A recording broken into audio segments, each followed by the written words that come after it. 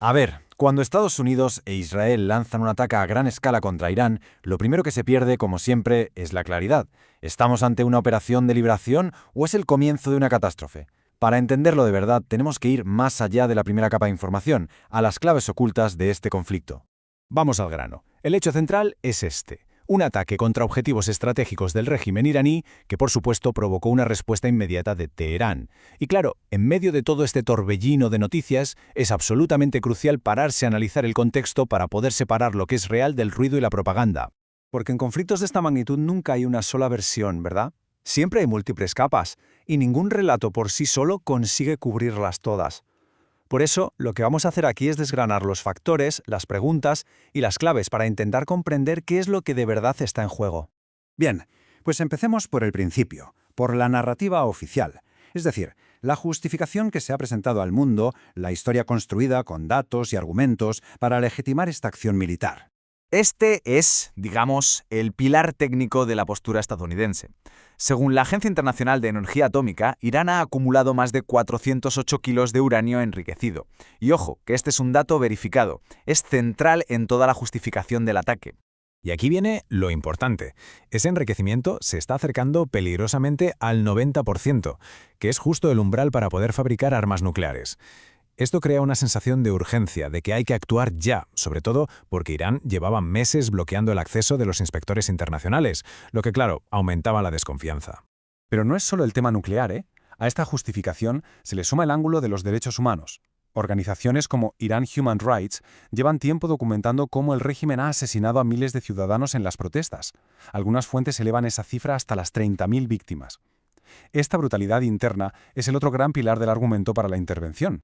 Vale, hasta aquí la versión oficial, pero claro, que una historia tenga una base real no significa que esté completa. Es justo en lo que se omite, en los tiempos que se eligen y en cómo cambian las justificaciones donde de repente surgen las preguntas más importantes. Y aquí tenemos la primera cosa que no cuadra. A ver, si la amenaza nuclear era tan inminente, ¿por qué hace apenas un mes la justificación oficial era la represión interna del régimen? Si es que el propio secretario de Estado llegó a decir que no creía que Irán estuviera enriqueciendo uranio activamente. Esta falta de consistencia abre, más que una justificación sólida, un menú de posibles razones. Y esto es que es muy revelador. Los primeros bombardeos confirmados no fueron solo en instalaciones nucleares, cayeron también en el Palacio Presidencial y en el Ministerio de Inteligencia. Y es que, vamos a ver, atacar la capacidad nuclear de un país y atacar su estructura de mando son dos cosas radicalmente distintas. Una cosa es degradar una capacidad, la otra es directamente decapitar un régimen. Y con esto llegamos a la pregunta del millón. Si la acción era tan necesaria, ¿por qué ahora? ¿Por qué no hace unas semanas o dentro de unas semanas? La respuesta a esta pregunta nos saca de la narrativa pública y nos mete de lleno en las variables estratégicas, esas que casi nunca aparecen en los comunicados oficiales. Fijémonos bien en la secuencia porque es increíble. El 27 de febrero, el mediador clave de Omán declara públicamente que un acuerdo nuclear es inminente. Pues bien, menos de 24 horas después comienzan los bombardeos. Esto no prueba que la diplomacia fuera a funcionar, por supuesto, pero sí que nos obliga a preguntarnos, ¿por qué atacar justo en ese preciso instante? Y es aquí donde, si rascamos un poco, aparecen tres factores clave que podrían explicar el por qué ahora. Primero, lo que algunos llaman la trampa de la flota. Estados Unidos había desplegado una fuerza naval inmensa y retirarla sin usarla tenía un coste político. Segundo, el calendario israelí. El primer ministro Netanyahu tiene elecciones en octubre y su coalición está bajo una presión interna tremenda. Y tercero, la debilidad de Irán.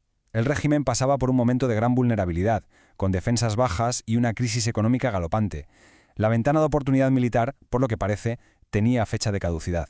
Hay una cita clásica de Tucídides en la historia de la guerra del Peloponeso que lo clava. Los fuertes hacen lo que pueden y los débiles sufren lo que deben. Estas variables no justifican ni condenan la decisión, pero sí que nos dicen que el por qué ahora tiene explicaciones muy concretas que van mucho más allá de esa urgencia nuclear que nos han presentado. Bueno, y mientras los políticos dan sus discursos, hay un lugar que nos da una lectura muy diferente de la situación, una lectura basada puramente en el cálculo del riesgo. Y ese lugar son los mercados financieros. Vamos a ver qué señal nos están enviando. La reacción, vamos, fue instantánea. El petróleo subió un 9,2%. Esto es por lo que se conoce como prima de riesgo geopolítico. Los mercados no reaccionan a lo que pasa, sino a lo que podría pasar. La simple posibilidad de que el conflicto se alargue es suficiente para disparar el precio, incluso aunque nadie espere de verdad que se corte el suministro. Y aquí pasa algo que de verdad es fascinante. Mientras el oro, que es el activo refugio por excelencia, sube como la espuma, Bitcoin se desploma. Este comportamiento choca frontalmente con esa idea tan popular de que Bitcoin funciona como un oro digital en tiempos de crisis. A ver, la explicación de por qué pasa esto es puramente técnica, pero es la clave de todo. Bitcoin cotiza 24 horas al día, 7 días a la semana, mientras que los mercados tradicionales cierran. Esto lo convierte en uno de los poquísimos activos que se pueden vender en cualquier momento. Por eso, cuando llega el pánico, actúa como una válvula de escape. Baja porque es el único que se puede vender para conseguir liquidez al instante. Entonces, con todo esto sobre la mesa, ¿qué sacamos en claro? Más allá de los detalles de este conflicto en concreto, creo que hay una lección muy práctica sobre cómo tenemos que enfrentarnos a la información en un mundo que es cada vez más complejo y más polarizado. Al final, de lo que se trata es de tener una especie de kit de herramientas. La próxima vez que nos encontremos con una narrativa de conflicto tan bien empaquetada, podemos usar estas preguntas como un filtro. Y no se trata de ser equidistante, sino de tener un poco de higiene informativa.